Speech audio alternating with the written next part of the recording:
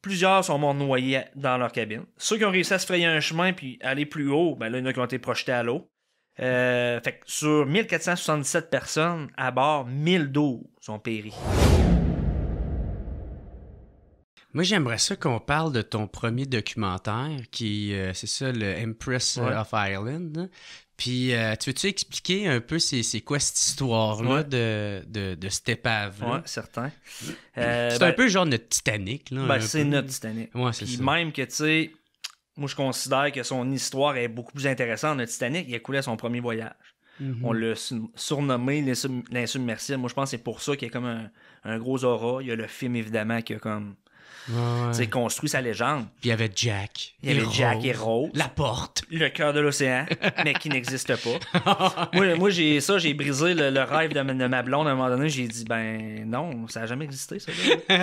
Quoi? Elle capote. Ben c'est sûr. Mais tu sais, il y en a plusieurs. Là, je pense qu'aujourd'hui, on va briser des cœurs. Peut-être. C'est vraiment notre Titanic. Puis en plus de ça, ce qui est cool avec l'Empress, c'est que de 1906 à 14, il a transporté des centaines de milliers d'immigrants au Canada. Fait qu'il a permis de peupler notre territoire. Fait que c'était un vétéran. Il avait traversé l'Atlantique. C'était un des plus beaux bateaux qui naviguait sur Saint-Laurent à cette époque-là. C'est un crise de gros paquebot. C'est 570 pieds de long, t'as 2 cheminées. C'est un beau bateau luxueux. Il est parti le 28 mai 1914 de Québec avec 1477 personnes à bord. Il se dirige vers Liverpool. Puis au large de Sainte-Luce, il y a un charbonnier, le Storstad, un bateau norvégien, qui va le percuter sur son flanc droit. Puis il va ouvrir une brèche énorme. T'sais, il l'a ouvert comme une canne de conserve parce que l'Empress avançait encore. Donc quand il l'a frappé, il l'a ouvert. Et là... C'est pour qu'est-ce qui a fait ça? Ils le savent-tu? C'est une confusion entre les équipages. Il n'y a jamais eu vraiment... On a essayé d'accuser un puis l'autre. Là, parce que là, imagine, là, t'as 1012 victimes sur les épaules. Mais ouais. Fait que là, qui t'accuse? Ils ont essayé, mais tu sais, c'est un accident, comme il y a des accidents de la route. À un moment donné, oui, tu cherches les coupables, des fois tu le sais, des fois tu le sais pas, tu sais, parce qu'il y a eu des enquêtes. Mais l'eau s'est engouffrée à une vitesse effarante dans l'épave. Puis là, ce qui est arrivé, c'est que les lumières, rapidement, se sont éteintes. Il a gîté côté tribord, ce qui avait été frappé. Plusieurs chaloupes de sauvetage étaient inutilisables parce que celles du côté tribord, on pouvait pas s'en servir. Ils sont encore attachés. Ils sont encore attachés, fait qu'oublie ça. Puis bâbord, ils ont réussi à en sortir 5-6. Puis là, t'avais 1477 personnes. Là, moi, je pense à ceux de 3e classe qui sont dans le fin fond du bateau, qui sont désorientés. Les escaliers sont plus du même Puis ils viennent de se réveiller. Ils viennent de se réveiller parce que c'était en pleine nuit. Il y en a encore qui étaient dans leur chemise de nuit. Oui, c'est sûr. Ils étaient dans leur chemise de nuit. C'est ça. Puis l'impact, moi, je pense que ça a fait aussi les cordes de porte, probablement, là, qu'ils n'ont pas été en mesure de sortir de leur chambre parce que ça a plié. Fait que plusieurs sont morts noyés dans leur cabine. Ceux qui ont réussi à se frayer un chemin puis aller plus haut, ben là, il y en a qui ont été projetés à l'eau. Fait que sur 1477 personnes à bord, 1012 ont péri. C'est beaucoup en 14 minutes, là. Tu sais, le Titanic a sombré après plus de 2h30. Puis là, l'Empress, 1012 sur 1477 personnes, quand tu fais le ratio de personnes à bord versus les décès, le pourcentage est un petit peu plus élevé sur l'Empress que sur le Titanic.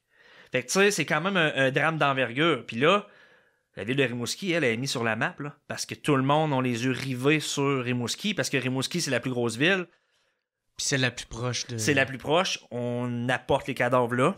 On a, tu sais, un petit hangar à charbon qu'on, de façon permanente, on dit, OK, ben on va empiler les cadavres là, on va essayer de les identifier, ils sont numérotés. La famille des victimes. Les familles des victimes arrivent là, se prennent des chambres d'hôtel, mais à cette époque-là, tu restes là pendant une semaine ou deux, là. T'es en 1914, c'est pas des gens qui sont très, très riches, là. Fait que là, le monde attend. On essaie d'identifier les corps. Il y en a plusieurs qui ne seront jamais identifiés. Puis les scaphandriers de 1914, ils ont été engagés, eux autres, pour, oui, trouver des cadavres, mais aussi pour remonter des lingots d'argent, sacs postaux, coffres-forts. Fait que dans mon premier documentaire, à la conquête de l'Empress of Ireland, je couvre la période de 1914 à 1964. 1964, c'est l'année de la découverte de l'épave. T'as un groupe de Montréal puis de Gatineau, des jeunes plongeurs dans la force de l'âge qui se décident, eux autres. On se lance à l'aventure, on s'en va à Rimouski. Ils arrivent à Rimouski, ils sont pas équipés. Ils ont un bateau qui est pas adéquat pour aller sur le fleuve, ils s'en rendent bien compte, ils font des tests. Fait que là, ils vont rencontrer, c'est une chance unique, là, ils vont rencontrer un riche homme d'affaires rimousquois, Aubert Briand. Lui, il dit, je vous fournis le bateau, l'équipage, l'équipement. Parce que lui, c'est un rêve de retrouver l'Empress. Je vous fournis ça, allez-y. Puis en une semaine, ils ont fait des rencontres importantes quand même, en une semaine, ils ont trouvé l'Empress. Et ils ont identifié l'une des plus précieuses épaves au monde. Ah, ils ont même ramené une cloche. Ils ont ramené une cloche. Ils ont donné un musée. Exactement, exactement. Puis moi, j'ai la chance. J'ai un des découvreurs qui est un ami, Claude Villeneuve, il a 84 ans aujourd'hui. Il est vieux, là. Ouais, on le voit dans le documentaire. Il avait peut-être mi-vingtaine à l'époque. Ouais. Puis, tu sais, au fil des ans, il m'a donné plein de trucs. Là, pas nécessairement des pièces de l'épave, mais des pièces d'équipement qui se sont servis. La carte marine de 1964. C'est toutes des legs, moi, qui me font plaisir parce que je me dis, tu sais, je vais pouvoir perpétuer justement ce qu'ils ont réalisé à l'époque. Parce que c'est vraiment des pionniers de la plongée au Québec. Là. Les autres, ils plongeaient, là, puis quand ils remontaient à la surface, c'était pas rare qu'il y avait les lèvres bleues. Là. Dans le documentaire, il dit, là, tu sais... Ah, qu'il avait les doigts... Il fumait sa cigarette, ouais. Il mettait sa cigarette sur le bout du doigt, puis il sentait rien. Ah, il était tout gelé. Fait que c'est des conditions assez extrêmes, mais ils ont réussi, ils l'ont fait. Fait que ça, c'était mon premier documentaire. Le prochain qui s'en vient, je couvre la période de 1965 à 99, où ce que là, il y a eu un pillage de masse, vraiment des hublots, des bouteilles de champagne, des pièces de vaisselle, des cloches, encre, énormément de pièces qui ont été prélevées, qui ont été exposées, mais qui ont aussi été vendues sur le marché noir. Ah, ouais. Ouais. OK, fait que c'est pour ça, parce que moi, c'est la première fois que j'entendais ça, le terme pilleur d'épave. Tu sais, je savais pas que c'était même de quoi qui existait, ouais. là, tu sais, dans le sens, moi, j'étais comme, ben là, ça, je dis tout, ça lui appartient, tabarnak, mais le problème avec ça, c'est qu'il y en aura plus un moment donné, ou... Ce qui arrive avec l'Empress, c'est qu'il y a eu une absence totale de loi pendant plusieurs années. T'sais, la compagnie l'a abandonnée. Fait qu'elle appartenait à personne. Fait que c'est sûr que les plongeurs, eux autres, tu te fais dire, hey, une des plus prestigieuses épaves au monde, ici, est accessible, comparativement au Titanic, qui est à 4 km de profondeur. Là, t'as accès, là. Fait que tu peux y aller. Fait que c'est pour ça que les plongeurs, eux autres, étaient intéressés, puis ils ont tout fait pour récupérer des objets. Il y en a qui ont eu la bienveillance et la gentillesse de prêter ou donner des objets à des musées comme celui de Pointe-au-Père. Il y en a d'autres. Exemple, je pense à des Ontariens, des Américains qui venaient sur le site de l'épave pour la piller, mais c'était pas uniquement pour leur collection personnelle. Parce qu'en Ontario, les épaves sont protégées. OK?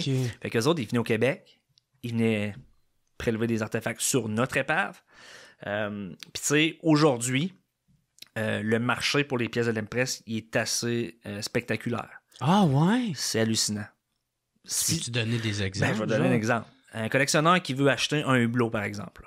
Tu sais, un hublot, tu as différentes grosseurs. Tu peux en avoir un de première, deuxième, troisième classe. Ça peut être entre 5, 10, 12 000 pour un seul hublot. Une bouteille de bière pleine, une bouteille de champagne pleine, tu vas payer peut-être 500. Il y a vraiment un marché pour ça. Puis la protection, ce que ça a fait en 99, c'est que là, ça a créé une rareté des artefacts. Fait que tout a augmenté. En plus, ouais. 2014, ça a eu le 100e anniversaire. Encore là, il y a un autre bon. Parce que moi, j'en ai des pièces de l'Empress.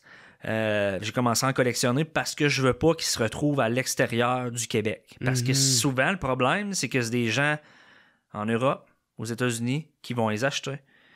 Puis là, on ne les reverra plus parce que chaque objet raconte une histoire. Fait que moi, je commence à en avoir. Mon but, c'est de les exposer, évidemment. Pas de les garder dans mon entrepôt, loin de là. Mais ça reste qu'il y a un marché pour ça. Puis ceux qui ont des pièces, ben, ils en profitent. Ils savent que ça vaut cher, puis ils demandent des prix assez importants. Là. Mais j'ai déjà entendu que le Titanic, tu sais, il est voué à disparaître. T'sais. Est-ce que c'est la même affaire avec l'Empress? Non.